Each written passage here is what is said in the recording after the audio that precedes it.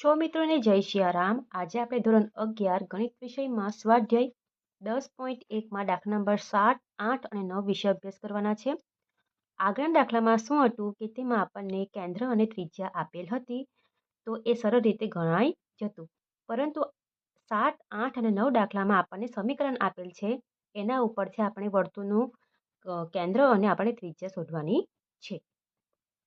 તો આપણને આ સમીકરણ આપેલું છે, જેમ કે x² + y² - 4x - 8y - 45 = 0, બરાબર। તો આપણે અહીં x² અને y² સાથે કયો સહગુણક ગુણાયેલો છે, તો 1, બરાબર। એટલે આપણે લખીશું કે અહીં x² અને y² નો સહગુણક સમાન છે, બરાબર। સહગુણક સમાન છે તથા તે 1 છે, બરાબર।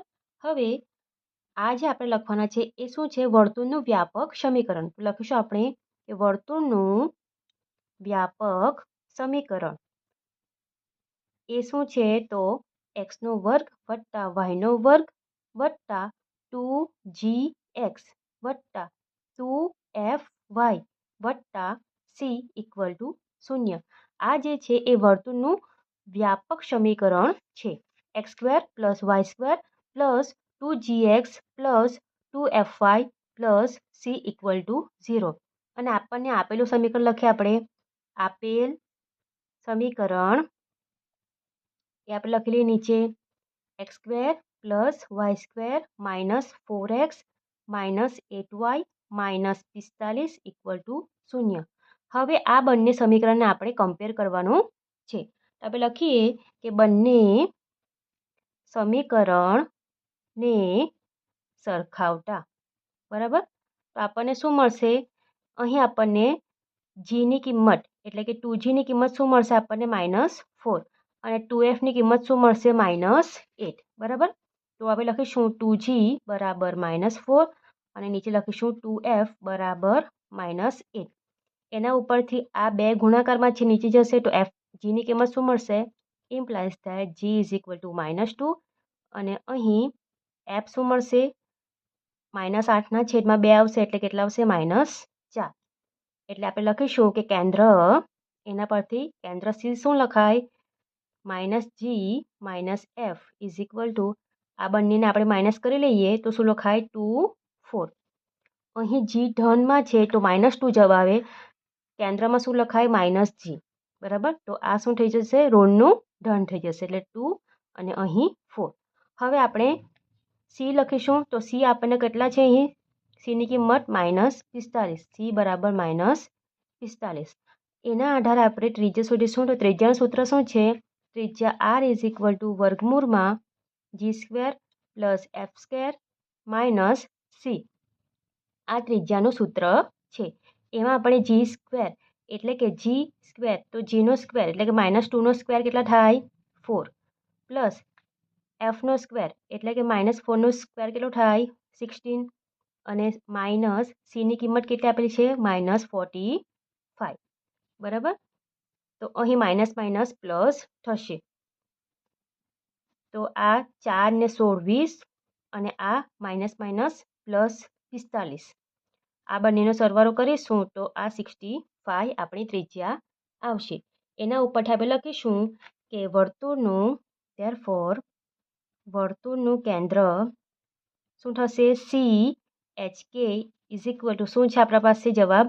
2, 4 અને ત્રિજ્યા શું છે? ત્રિજ્યા r બરાબર કેટલા છે? √65। તો આ પ્રમાણે આપણો 7 નંબરનો જે દાખલો છે એ પૂર્ણ થાય છે। હવે દાખલો નંબર 8। દાખલા number 8માં x² + y² - 8x + 10y - 12 = 0।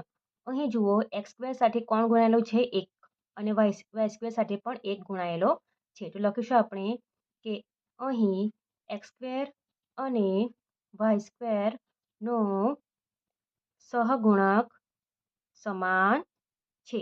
જેવી રીતે આપણે દાખલા નંબર 7માં લખ્યું છે એ પ્રમાણે જ લખવાનું છે, તથા તે કેટલો છે? 1 છે। હવે એના પછીનું સ્ટેપ શું લખીશું? વર્તુળનું વ્યાપક સમીકરણ. તો વર્તુળનું વ્યાપક સમીકરણ શું થશે? x² + y² + 2gx + 2fy + c = 0. હવે જે આપેલું સમીકરણ છે રકમમાં એ લખીશું. તો આપેલ સમીકરણ શું છે? x² + y² - 8x + 10y - 12 = 0. x² + y² - 8x + 10y - 12 = 0. એના પછીનું સ્ટેપ શું હતું કે બંને સમીકરણને આપણે કમ્પેર કરવાનું છે, બંને સમીકરણને સરખાવવાનું છે. બંને સમીકરણને સરખાવતા, બરાબર. તો એના પરથી આપણને 2g ની કિંમત શું મળે છે? -8. અને 2f ની કિંમત શું મળે છે? 10. અને c ની કિંમત કેટલી મળે છે? -12. તો લખીશું આપણે 2g = -8, 2f = 10. એના ઉપરથી g ની કિંમત શું મળશે? -8/2 એટલે -4. અને f ની કિંમત શું મળશે? 10/2 એટલે 5. તો g બરાબર લખીશું -4 અને આપણું f શું થશે? 5. એના ઉપરથી કેન્દ્ર -g - f શું લખાશે? અહીં g ધનમાં છે, અહીં ઋણમાં લખાય. તો શું લખાશે? -4 + 4 અને આનો 5 ધન 5 નો ઋણ 5. અને આપણને c ની કિંમત કેટલી મળે છે? c બરાબર -12. હવે આપણને ત્રિજ્યાની જરૂર છે, તો ત્રિજ્યા લખીશું સૂત્ર પ્રમાણે. ત્રિજ્યા r બરાબર √ g² + f² - c. g² એટલે 4² કેટલો થાય? -4² 16 થાય, પ્લસ 5² કેટલો થાય? 25. અને માઇનસનું માઇનસ અને c ની કિંમત શું છે? -12. બરાબર. હવે આ બેનો સરવાળો શું થશે? 11 + 1 41 અને ઓછા વત્તા 12. બરાબર. અને આ બેનો હવે સરવાળો થશે 41 + 12 કેટલું થશે? 53. એટલે લાસ્ટ આન્સર શું લખાશે? નેક્સ્ટ લાઈનમાં તમે લખજો કે કેન્દ્ર, આ લાસ્ટ લાઈનમાં લખવાનું છે કેન્દ્ર C HK = કેટલા આવ્યા છે? 4 - 5 અને ત્રિજ્યા r બરાબર કેટલું છે? 53 √ 53. તો આ પ્રમાણે આપણો દાખલા નંબર 8 પૂર્ણ થાય છે. હવે લાસ્ટ દાખલો, દાખલા નંબર 9. દાખલો 9. 2x² + 2y² - x = 0. તો આપણે એમાં કમ્પેર કરીએ તો x² નો સહગુણક કેટલા છે? 2 અને y² નો સહગુણક પણ 2 છે. તો સમાન છે બંનેનો સહગુણક. અહીં x² અને y² નો સહગુણક સમાન છે તથા તે કેટલા છે? 2 છે. એટલે કે આ સમીકરણમાં આપેલું છે એને આપણે કેટલા વડે ભાગીશું? 2 વડે ભાગીશું. સમીકરણને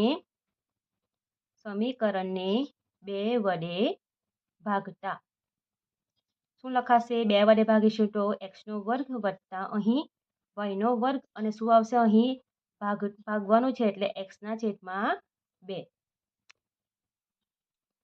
તો હવે આપણે વર્તુળનું વ્યાપક સમીકરણ લખીશું કે વર્તુળનું વ્યાપક સમીકરણ શું છે? વર્તુળનું વ્યાપક સમીકરણ x² + y² + 2gx + 2fy + c = 0. અને આ આપણું બીજું સમીકરણ છે. તો લખીશું આપણે કે બંને સમીકરણને સરખાવતા. બરાબર. બંને સમીકરણને સરખાવીએ તો આપણને 2g ની કિંમત શું મળે છે? અહીં 1/2 અને 2f ની કિંમત શું મળે છે? કશું જ નથી એટલે શું કહેવાય? 0 મળશે. કેટલું કહેવાય? 0. તો 2g બરાબર -1/2 2 બરાબર અને 2f બરાબર 0. તો આ 2 ગુણાકારમાંથી નીચે જશે તો g ની કિંમત આપણને શું મળશે -1/4 અને f ની કિંમત શું મળશે આપણને 0 બરાબર.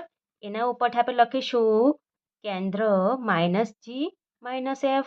આ ઋણ છે તો શું થઈ જશે ધન થઈ જશે અને આ તો શૂન્ય જ છે તો આપણે લખીશું 0 અને c ની કિંમત પણ આપણને અહીં કશું જ દેખાતી નથી બરાબર એટલે c ની કિંમત પણ કેટલી મળશે 0 મળશે બરાબર. હવે આપણે ત્રિજ્યા શોધવાના છે તો ત્રિજ્યા r બરાબર સૂત્ર શું છે g² + f² - c. હવે દરેકની કિંમત મૂકીશું. g ની કિંમત કેટલી છે 1/4 નો વર્ગ વત્તા f એટલે કે 0² 0 જ થાય અને c શું છે 0 જ છે બરાબર. હવે આ વર્ગ છે અને આ વર્ગમૂળ છે તો જવાબ શું મળે વર્ગ અને વર્ગમૂળ દૂર કરતા આપણને જવાબ શું મળે 1/4. એ આપણી શું થઈ ત્રિજ્યા થઈ.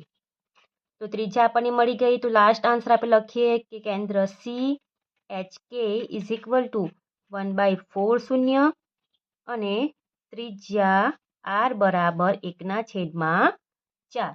તો આ આપણને આપણો લાસ્ટ ફાઇનલ આન્સર મળે છે. તો વિડીયો પસંદ આવ્યો હોય અને દાખલો કરવા માટે સરળ લાગ્યો હોય તો વિડીયોને જરૂરથી લાઈક કરજો અને ચેનલ ઉપર નવા હોય તો ચેનલને જરૂરથી સબસ્ક્રાઈબ કરજો.